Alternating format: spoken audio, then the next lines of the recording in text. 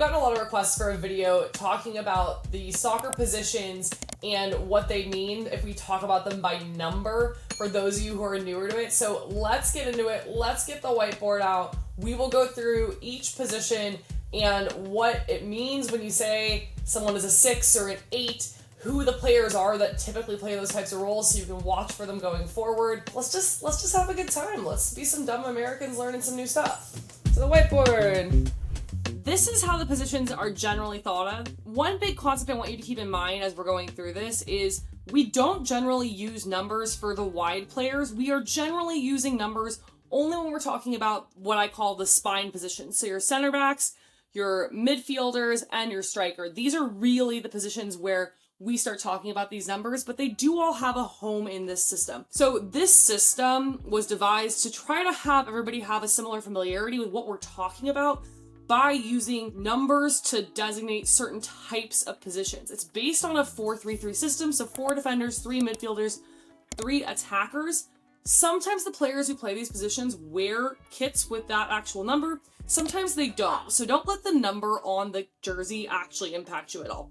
So 1 is the goalkeeper. They're a goalkeeper. You don't have to call them or a goalie or whatever you want to say, but you don't have to say a 1. That's kind of silly. Similarly, the 2 and the 3 are your outside backs. So your 4 and your 5 are your center backs. These are also not numbers that we hear frequently. The midfield is where this gets more interesting, and I would say a 6 is probably, it's maybe not the number you hear the most, but it's definitely in the top 3.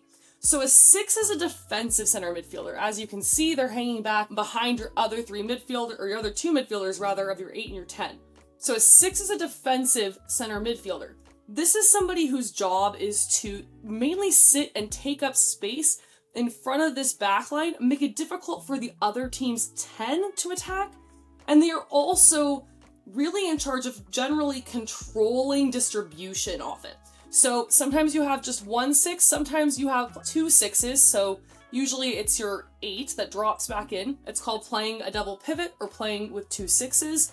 That's when you're setting up to have more structure in there. It tends to be a good idea in the event that you've got a team that's really strong at finding distribution in that pocket. The best 6s in the women's game right now, I think Sam Coffey is a really great 6. Julie Ertz famously was a very good 6. Leah Velti, who plays for Arsenal and the Swiss national team, excellent 6.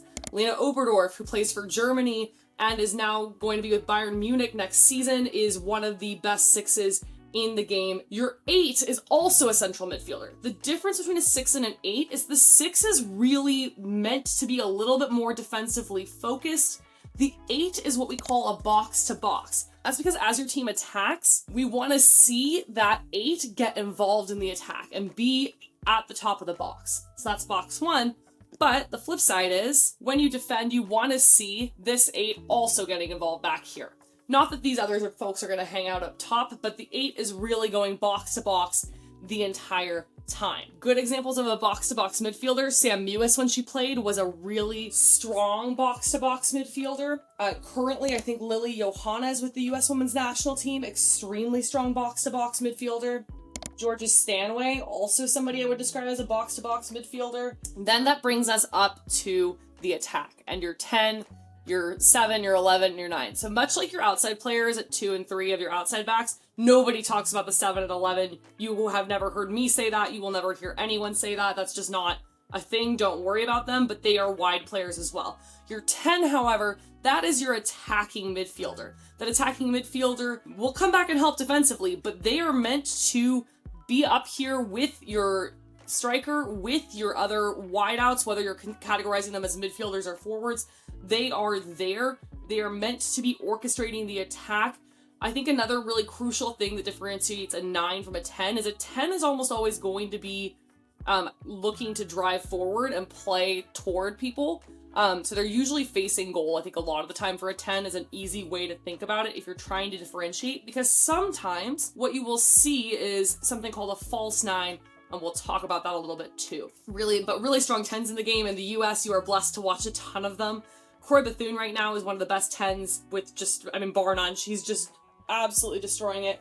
So Craig Bethune with Washington Spirit, fantastic. When Jaden Shaw gets to play centrally, she is fantastic. Rose Lavelle is also a 10. Kosovare Aslamni, of course, from Sweden, very good 10. She plays in the Italian league. Lauren James is a fantastic 10. So then that brings us to the 9. I'm going to slide the board down a little bit. So the 9 is the striker. The 9 is the person who is meant to both hold up the play, but move off the ball such that these players have places to go. They are also the person that's really meant to be finishing the crosses. A true 9 should be the player that is up against that defensive line, constantly pressing them back and trying to create space. Maybe it's pulling them out of position. Maybe you're making diagonal runs this way so that this 10 has a gap.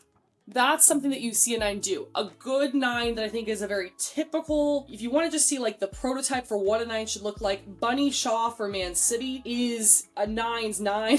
I think Sam Kerr often plays like a very traditional 9, although she drops in a little bit more to the false 9 sometimes, which we'll talk about in a second. We're seeing a little bit less, I think, of these true 9s, both in the men's and the women's game, because people like to do the false 9, which is what we will talk about. So the false 9 will generally, when the team is defending, is still going to sit against that back line. So if everybody's tucked back, they're still going to be your highest player up here. But what they might do, instead of just constantly looking to run forward or looking to press that line, what they might do in a false 9 is really start tucking back in here where the 10 is and holding the ball up a little bit more, maybe turning and facing so that the 10 can run through instead.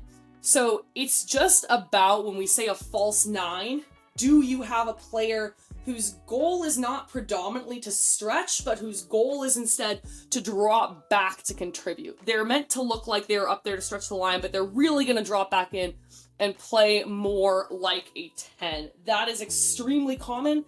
You will see that almost every game you watch.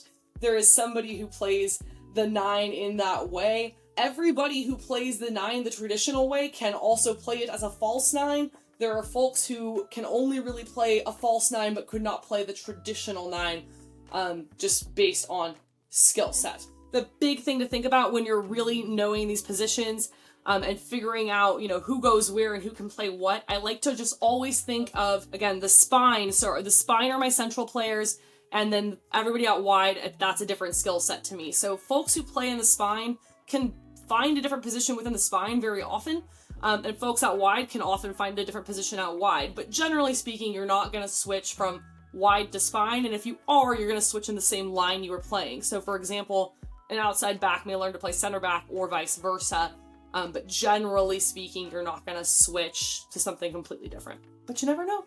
Anyway, I hope that helps, and I hope you dumb Americans learned something today.